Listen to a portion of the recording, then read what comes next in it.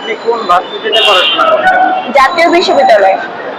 এখন আপনার তো সাথে সার্টিফিকেট নাই, আছে কি? না, সার্টিফিকেট নাই।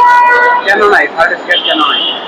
প্রথমত হচ্ছে আমার পিএসসির যে সনদপত্র প্রদান করেছিলেন সেখানে আমার নাম হচ্ছে কেটে দিয়েছিলেন, লাইক হচ্ছে আইন আক্তার, জিনিয়া হওয়ার কথা ছিল, বাট হচ্ছে জিনিয়া কেটে দিয়েছে। আমার আব্বু আম্মুর নাম চেঞ্জ করে দিয়েছে, মানে চেঞ্জ করে দিয়েছে বলতে কি সংক্ষিপ্ত করে দিয়েছে। এমনকি আমার ডেট অফ বার্থও চেঞ্জ করে দিয়েছে, যার কারণবশত আমরা একটু অসুবিধা করেছিলাম, একটু কথা কাটাকাটি হয়েছিল পারিবারিকভাবে।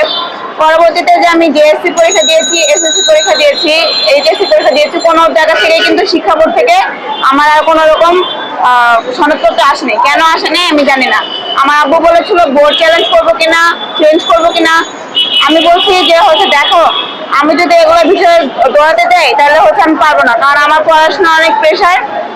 আমি স্কুল রানিং করতে